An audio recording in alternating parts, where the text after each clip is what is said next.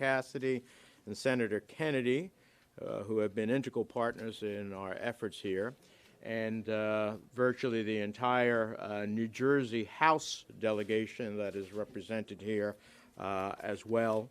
And you'll hear from some of them shortly, but Congressman Pallone, the chairman of the House Commerce Committee, Congressman Pasquarello, Congressman Kim, Congresswoman Sherrill, Congressman Series, as well as several others who are going to be joining us, Congressman Van Drew, as well as several others who are going to be joining us shortly. So very important, obviously, to our state. I want to thank my colleagues for their leadership. Today we're putting forward a bold, bipartisan, and bicameral plan to reauthorize and reform the National Flood Insurance Program. 5 million Americans, including more than 220,000 New Jerseyans, depend on the NFIP to protect themselves from financial ruin in the event of flood damage. But as New Jerseyans learned after Superstorm Sandy, the program is riddled with dysfunction. As I often say, Sandy survivors faced more than just a devastating natural disaster.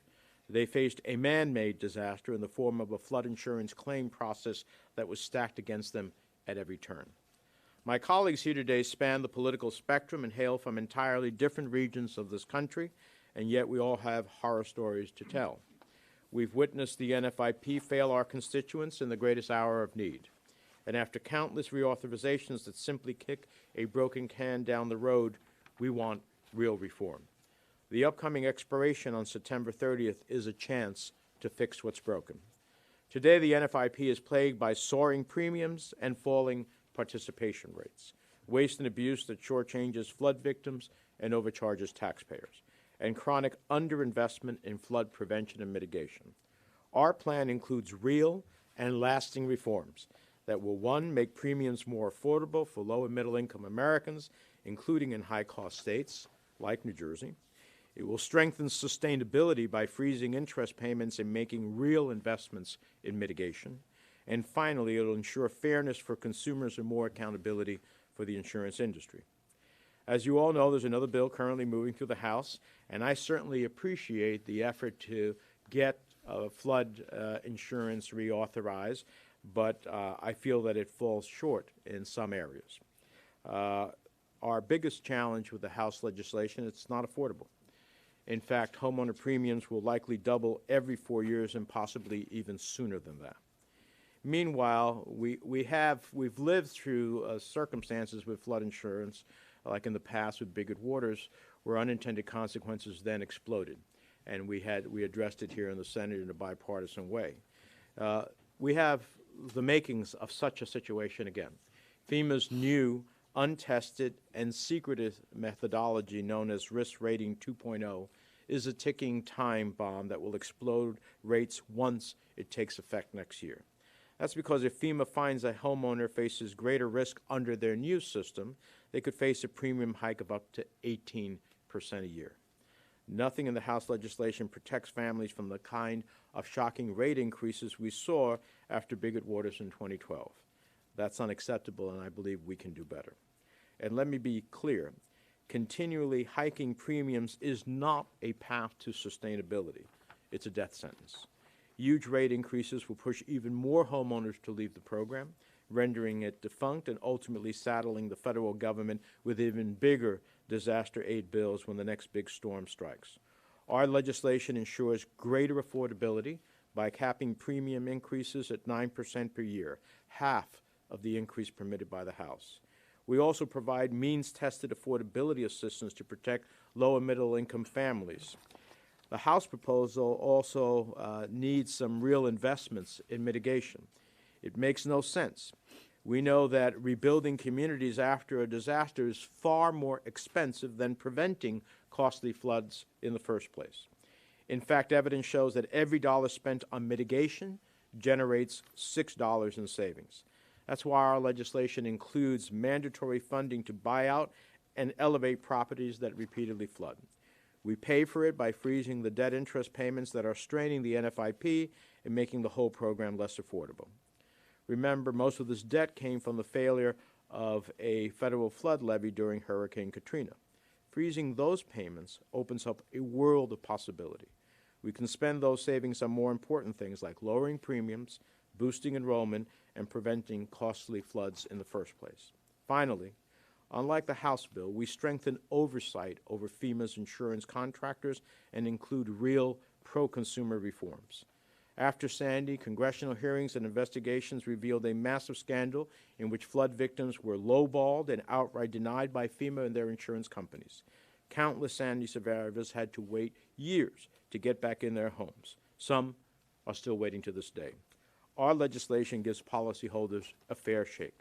We close ridiculous loopholes like the dreaded earth movement exclusion, because during a 13-foot storm surge, the soil under your home doesn't just move by itself. We impose deadlines on insurance companies to process flood claims and respond to appeals in a timely fashion, or else pay interest. We make it easier for FEMA to fire negligent contractors and require more training for agents and adjusters. And finally, we put an end to the for-profit litigation system that allowed attorneys to spend taxpayer dollars fighting legitimate claims in court. We need real reform. We don't need another Bigot Waters disaster in which skyrocketing rates leave families vulnerable for the next storm. That's simply too much at stake. With the National Flood Insurance Reauthorization and Reform Act of 2019, we can make the program more sustainable. We can ensure flood insurance is more affordable. We can hold FEMA and private accounts accountable. And instead of waiting for the next disaster to strike, we can invest in the kind of forward-looking mitigation that prevents costly flooding in the first place. Let me now turn over to Senator Cassidy, who, along with Senator Kennedy, both have been tremendous partners in this. They have real-life experiences of this challenge, and they have been singularly focused, along with me, on the Senate side to try to make this happen. I know Senator Cassidy will introduce Senator Kennedy, and then I'll have a couple of our House members from New Jersey. Thank you, Bob. I'll echo, you've been a great partner to work with. And up here you'll see House and Senate, Democrat, Republican, Gulf Coast, Northeast Coast. And I tell folks that flooding is not a Republican issue. It is not a Democratic issue. If you flooded, it is an American issue. And I'll also add that if you want a program which is sustainable and accountable, that is an American issue. And we think we achieved that with this legislation. Now, I will say, within the last 2 years, there has been 10 short-term extensions to the NFIP. You could not come up with a better way to create uncertainty in certain real estate markets. You could not come up with a better way to dampen down homeowner prices and therefore the amount of income a community might receive from its property taxes.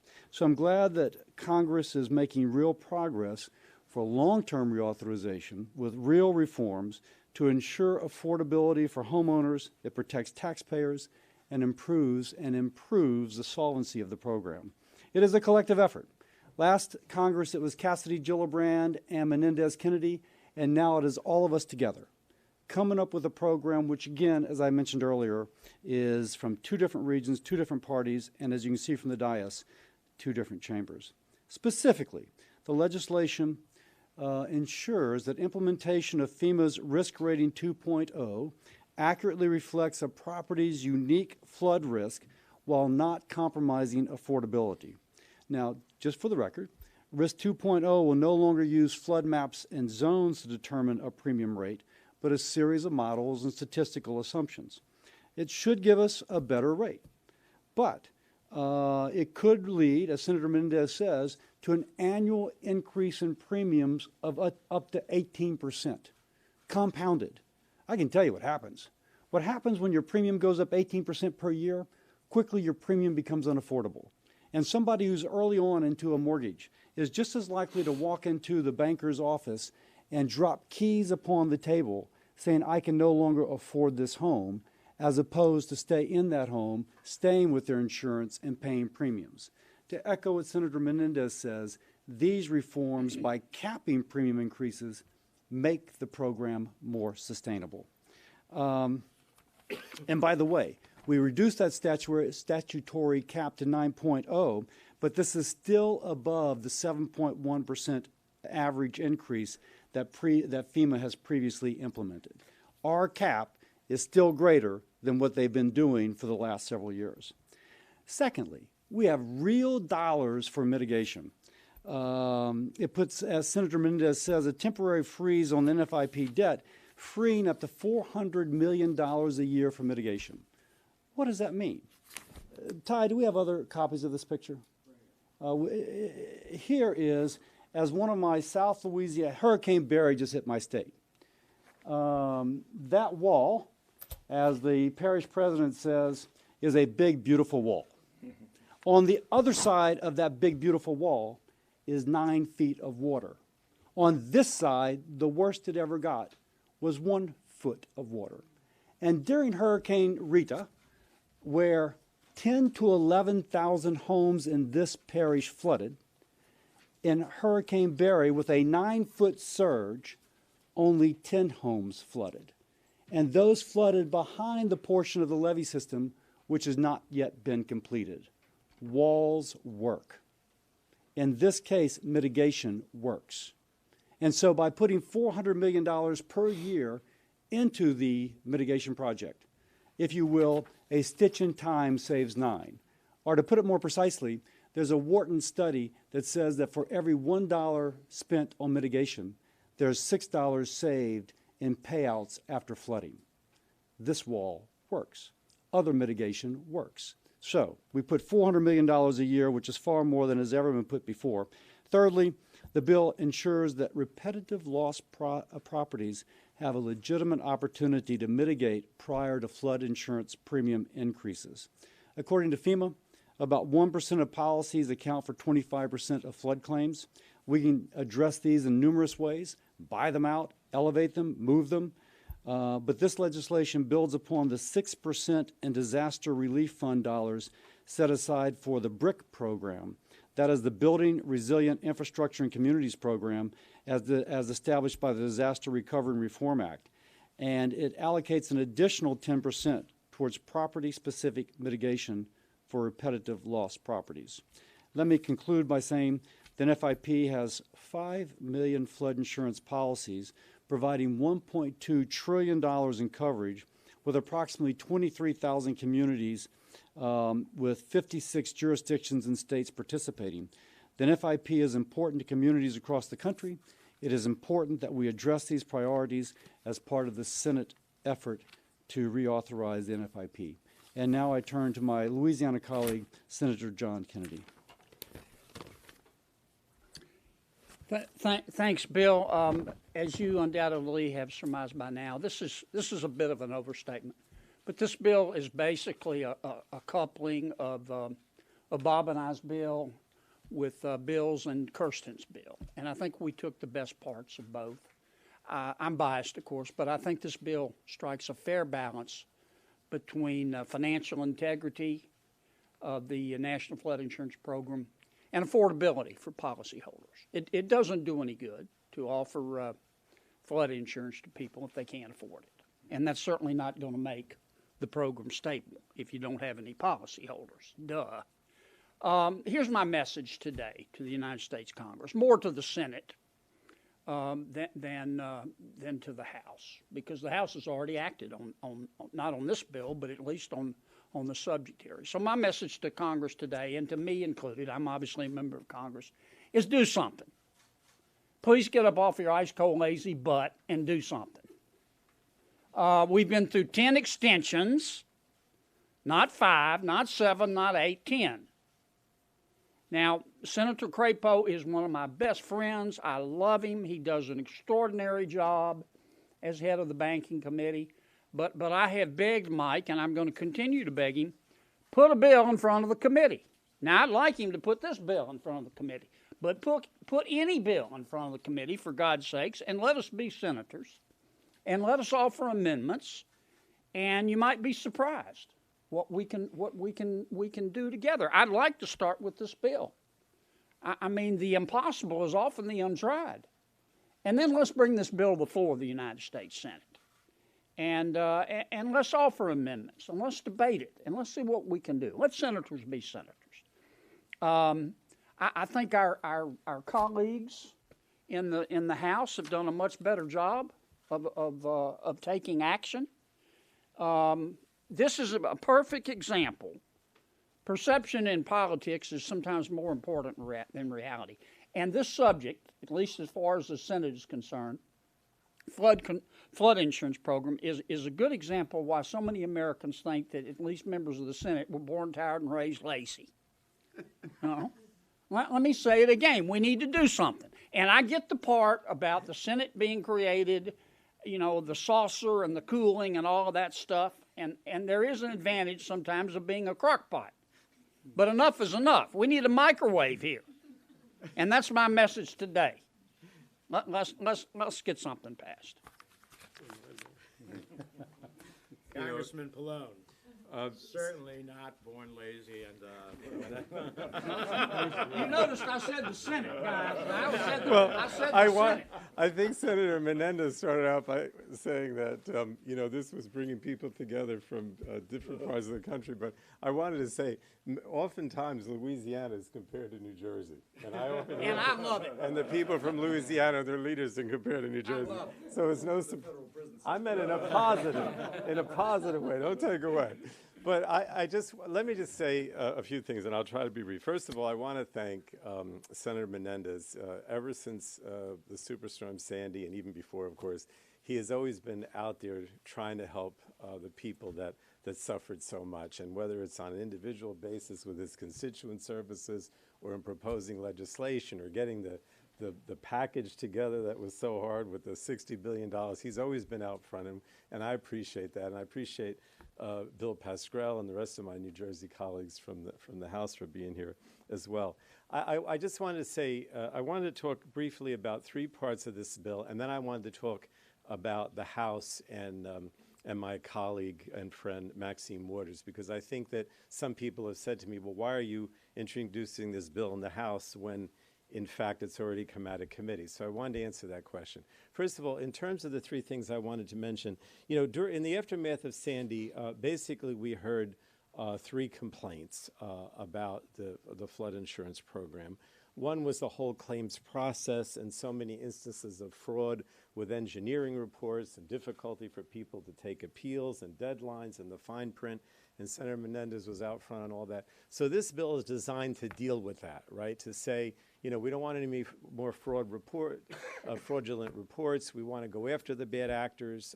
We don't want fine print to prevent people from getting their compensation paid. And I think it does a very good job in that respect. The second thing is the fact that we need some kind of cap, a cap that's better than what's in the current law, because as was mentioned, you could go to 18% in over 4 years or so, you'll be doubling it. So cap on the amount of the premium, and also cap on the profits, a better cap on the profits of the insurance companies, so they can't make all kinds of profits. And then the third thing was with regard to the mitigation, which I think is so important, because when I talk to the homeowners who are impacted by Sandy or storms, they all say, well, can't we use this program in a way that prepares us so we don't have this damage? And I think this bill does a very good job in two ways. One is, well, there's a number of things, but I'm thinking of the state revolving loan fund, mitigation fund for mitigation purposes, and also the money that was mentioned for the mapping, because we have to have better mapping. So I think in all those ways, it's a great bill. Now, the last thing, though, I did want to say is this. Some people have said to me, okay, the Financial Services Committee has already reported out a bill. Why are you introducing a bill now in the House? The fact of the matter is that we have been working, when I say we, my Pascrell and myself and others, we have been working with Maxine Waters over the last 6 months, trying to get some of the things that are in this bill, because this bill we introduced in previous Congresses, so we knew what we were trying to do, trying to get the cap, trying to get the claims process. Now, she's already done some things with regard to the fraudulent engineering reports, and also trying to get rid of bad actors and terminate bad actors that we've asked her to do. But the problem is the cap, and I know I'm going to sound very partisan, guys, but I can't help it. She would very much like to see the caps that are in this bill. She has said that, right? But she can't get the Republicans on her committee to go along with it. And she has said to me, look, you're going to introduce this bill. Hopefully the Menendez-Cassidy bill becomes the base bill in the Senate, and then, we'll see what we can do to improve our bill and make it more like yours. But if I can't get Republican support, pass it in the Senate, and then when we go to conference, we're working to between the houses, I will try to be supportive of the things that you're trying to accomplish here, particularly with regard to the cap. So I wanted you to understand that we are continuing to work with her in trying to get some of these things in the bill before it goes to the House floor. And in absent, total success, which I don't think we're going to have because, her Republican leadership and her committee don't want to do a lot of these things, then if this passes the Senate, she is saying that she will work with us to try to achieve that in whatever bill conference or, consensus bill we have. So I did want to mention that because people have said, well, why are you doing this? And we are still in constant communications with her, and we're trying to get McHenry to go along with it as well. It's not just we're dealing with her. So I just wanted to mention that. But I really appreciate all that you're doing. And next is Bill Pascrell. Good job. Senators, thank you for bringing us together. Bob Menendez, we worked on this not just 6 months since Sandy, because a lot of people are affected all through the country. This is not a particular area, but we're concerned in New Jersey, where a lot of our people are, as Bob said, still out of their homes. Imagine that. And I'm glad, I say to Senator Cassidy, Senator Kennedy, we found a kind of wall we could agree on. So can't be bad. Can't be bad. So I thank you all for being here today to discuss reauthorizing national flood insurance program. And Senator Kennedy, we got to end hiccuping our way through this and get it done. Yes. I want to remind everyone here that we have not made major changes to the NFIP since Hurricane Sandy hit my district and the state. I remember touring the devastation like it was yesterday. Tremendous home damage, businesses destroyed, mold, the sand, the debris. And I spoke with my constituents a number of times who saw their entire lives swept away in an instant. And I vowed that they never to stop fighting for them. While others came for a photo op, I've been here with the New Jersey delegation, especially with my brother, Chairman Frank Pallone and Senator Bob Menendez, from the very beginning. This was not any one paragraph. This is not one photo. This is talking about work. The same kind of work that the first responders do when this tragedy occurs. And we say it because, we're intellectually superior. So we can't get out of our own way most of the time. So I'm a first responder. I looked at it that way. And as you see here today, we're introducing bipartisan, bicameral legislation to build our commitment. I'd like to highlight a few policies that I think will help policyholders and save taxpayer money. A constituent of mine, Mabel Richardson, revealed to me that my hometown of Paterson, New Jersey, where I've lived all my life, did not have accurate flood maps, causing her home to be in a flood zone. When that happens, how much more you have to pay. But she was forced to pay thousands each year into the NFIP. Her home was not actually in a flood-prone area. How do those things happen? But her home was not actually in a flood-prone area. I worked with Mabel and FEMA to learn that decades-old, hand-drawn maps, many of you are in the same situation, you don't even know it, were used to design the maps. These maps should have been accurate from day one. Our bill invests $400 million per year for state-of-the-art technology to map the entire country. You would be shocked to know how much of this country has not been remapped, almost like to the Civil War. These maps should have been accurate. Our bill gets in front of the pending risk rating. You've heard the senators talk about that. 2.0 problem, hanging over policyholders. FEMA's new untested risk model will fundamentally alter premiums on every policy in the country. This could cause a rate explosion like we saw after the Biggert Waters Act of 2012. Costs skyrocketed, policyholders were hurt, the real estate market was disrupted. We don't want this to happen to anyone. We have a protocol. We can see what's happened with that last legislation of 2012. Not people like Mabel with wrong risk assessments or low-income policyholders that cannot afford a premium hike each year. That is why our bill caps premiums at 9%. This issue is right on our doorstep. FEMA will jack rates up, and I want to be able to tell my constituents I fought, along with many others of my brothers and sisters in the Senate and the House, I fought for a lower rate.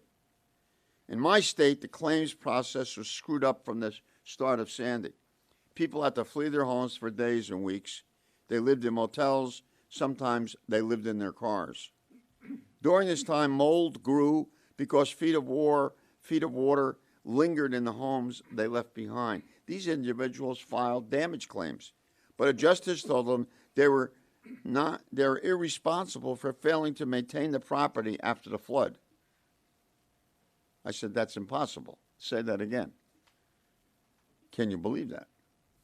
It is outrageous to tell someone running for their lives that they should have gone back to their home to prevent mold damage. That is not an exaggeration of the situation. That's what it is.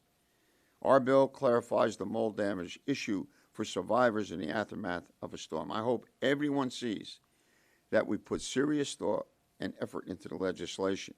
We owe it to the Sandy victims. So, ladies and gentlemen, I'm honored to be here with the folks standing in back of me. Frank and I have one of our objectives is to not get involved in something unless you finish the job on other things as well. And we are going to see this through, and we couldn't have better partners in the fight. Thank you. Thank you. And now, Bob? Yeah. We want to get to your questions, but there may be one or two other colleagues who've taken the time. Yeah, if anybody wants to make some brief statements, welcome to. Hello, I'm Congressman Jeff Van Drew, one of the newly elected congressmen. And I guess I have a certain vision of all this because I come from deep South Jersey, Cape May County, Atlantic County, part of Ocean County, Cumberland County, areas that were most profoundly affected by all of this. And particularly I remember when I was a state senator meeting with our county commissioners, our freeholders, and Biggert Waters had been revealed. And we didn't, quite frankly, know anything about it. We didn't know what to make of it. And there was extreme concern. Understand, and I know there's a tremendous amount of important issues that have been spoken about today. One of the most important issues, if not the most important issue, is the financial issue. What happens here is if this is not straightened out, real estate will be devalued. If real estate sales are devalued, then the realty transfer tax revenues are going to go down in New Jersey, and this I'm sure is similar in other states.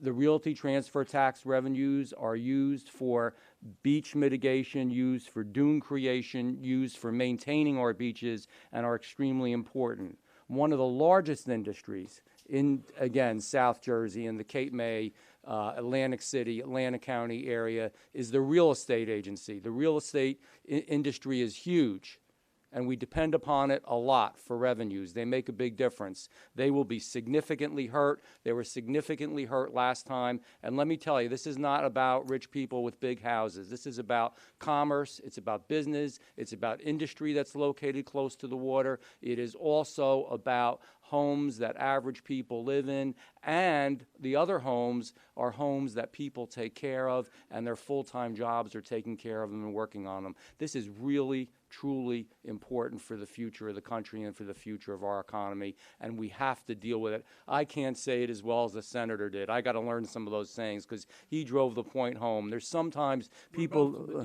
there we go, you got it. And I kind of say things a little bit in a blunt way as well. It's time. People want us to do something. They want us to get this done. It's our responsibility. So let's just get it done and get it done in a way that we don't hurt people. That's our job as elected officials. I really want to thank the senator, Senator Menendez, and taking charge and taking the lead on this and caring about our part of the state so much. I want to thank Senator Cassidy and Senator Kennedy, and of course my good friend for many years, Frank Pallone, and my other friend here as well, who have all really taken this on their shoulder and are going to try to move it forward. I'm telling you, as far as I'm concerned, I may be a freshman legislator. In fact, I am. But I am going to push as hard as I can and do anything I can. And if it comes to the point that I have to say things that are a little bit embarrassing or a little bit inappropriate or whatever, I will do it, because this is a big deal. And sometimes people don't realize it because they come from parts of the state where they don't understand the impact. If we go down, all these areas that are close to the water, I'm 65% surrounded by water. One of my counties is a peninsula. If we go down, the country goes down. This has to be done. And I want to thank you all for the work that you've done. Thank you. Senator Kennedy is one of the most quotable members of the Senate. I think he is. Congresswoman Cheryl, and then we'll get to questions. Thank you so much. And thank you, Senator Menendez, for all of your hard work on this. Thank you, Chairman Pallone. Congressman Pascrell, I know you've been working for years to rectify these flooding problems. I would never presume, like my colleague, Senator Kennedy, to tell the Senate to get off its cold butt and ice cold butt and do something about this. But I certainly echo the sentiment that we must get this accomplished. What many people don't realize is Passaic County, where myself and Congressman Pascrell are, has some of the worst flooding in the state with the Peckman and Passaic rivers. So this is critical to people throughout my district. And I just would love to get this done in the House. I think this Senate bill is really where we need to go. And I appreciate all of you who've shepherded it through. And thank you, Senator Cassidy. Thank you so much. Thank you. Questions? Yes. Just curious about there's $1 billion of additional money for mitigation of these issues, and also you're obviously capping, depending on how you want to phrase this, more generously than the House bill, protecting the ratepayers more. So where does the cost go to? Where does the money come to provide essentially a more generous? Well, we freeze the $400 million interest payments annually that we are paying ourselves. The government is paying themselves $400 million on the principal amount. That was largely created, as I said, that deficiency was created by a federal failure of a levee in Louisiana. And so we don't think that a federal failure should create the basis for interest payments on a debt that ultimately we're paying to ourselves. So we are, in essence, undermining the financial stability of the program. That freezing, plus what we save in mitigation, as you heard from several of my colleagues, for every dollar spent, we save 6. The confluence of those gives us the wherewithal to have the resources that we need for what we want to do, both on cost containment and whatever. Bill, come on. Something else we do that we think helps the program is we actually increase the coverage limit that someone can get. Right now it's capped at $250,000. We raised that. Now you may say, wait a second, that increases the exposure of the federal taxpayer. But I'm looking at my staff. I think my staff told me that the average payout in Sandy was $80,000. So if you think about it, if I'm buying coverage for $1 million, but I only get $80,000, I'm actually paying more premiums than I'm going to pull down. I'm going to buy it for that catastrophic loss, but I'm actually going to be paying more into the program net than collectively we will be drawing down. So we have some innovative ways that we think will improve the solvency and allow an improvement of the benefit. So for the record, my eyes were dilated, so I'm not trying to...